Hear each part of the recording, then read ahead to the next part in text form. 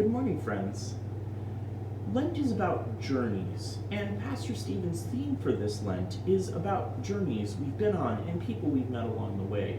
I hope you've had a chance to pick up a copy of our Lenten devotional about stories that you have submitted, that we on staff have submitted, and written about the people we've met on our journeys. I was trying to think of a journey that you and I could go on together through the Friday devotionals that I'll be sharing now and all the way until and through Good Friday. And I was thinking, what better way to do that journey than to explore the Passion narrative through the eyes of Johann Sebastian Bach's St. Matthew Passion. This is an absolutely wonderful work. I do hope, if you're not familiar with it, you'll maybe at least look it up. It's about 2.5 hours long, so it's quite large in scope. And it tells the story so beautifully.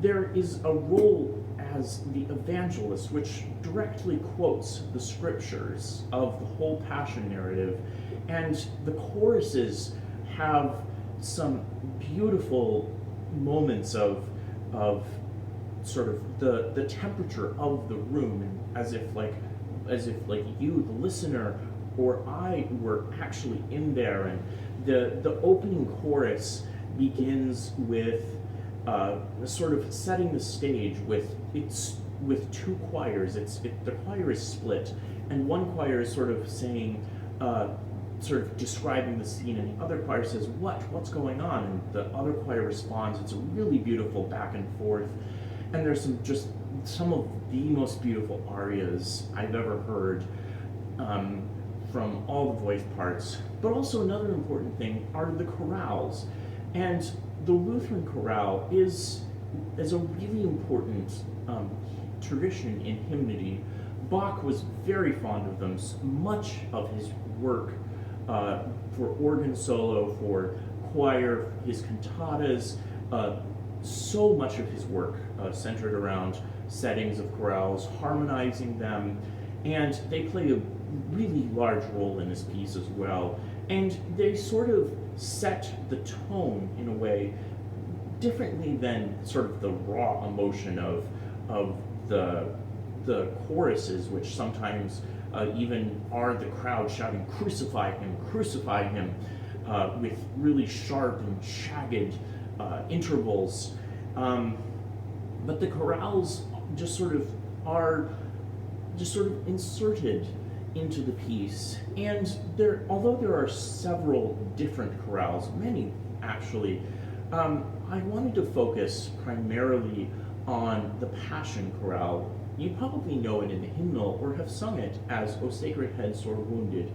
The first phrase of it sounds something like this.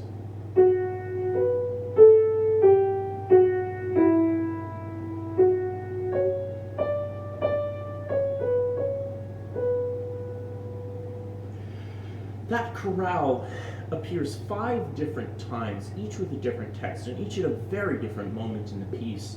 And I thought this would be really a lovely journey, and it fits, actually. There are 6 Fridays, including today, between now and Good Friday, and I thought over the next 5 weeks, not today, we would explore each of those settings, the context it's in, the key it's in, character, and sort of explore that. And I have something really special from this piece that I think you'll really enjoy on Good Friday. But for today, I wanted to play the opening chorale for you. This comes right after that opening chorus, which sort of sets the tone for this sort of incredible drama that's about to happen. And then just after the evangelist speaks, and remember, the evangelist is singing what we call recitative, or basically sort of sung text. And I'm not a tenor soloist, so I'm not going to attempt this, but it basically, I'll just read the text and play the melody so you can sort of hear kind of what's going on. When Jesus had been finished with all these sayings, he said unto his disciples, and Bach treats the voice of Jesus in a really beautiful way. He always has strings underneath, just sort of holding a chord when Jesus speaks. And Jesus says here, the Passover is 2 days hence, that know ye all, at the Son of Man shall then be delivered up, that they may crucify him. And then right after that comes the first chorale, which is known in the German as Herr liebster Jesu, the text of which reads this: Ah, Jesus dear, what precept hast thou broken, that such a cruel judgment has been spoken? Of what misdeed hast thou to make confession? Of what transgression?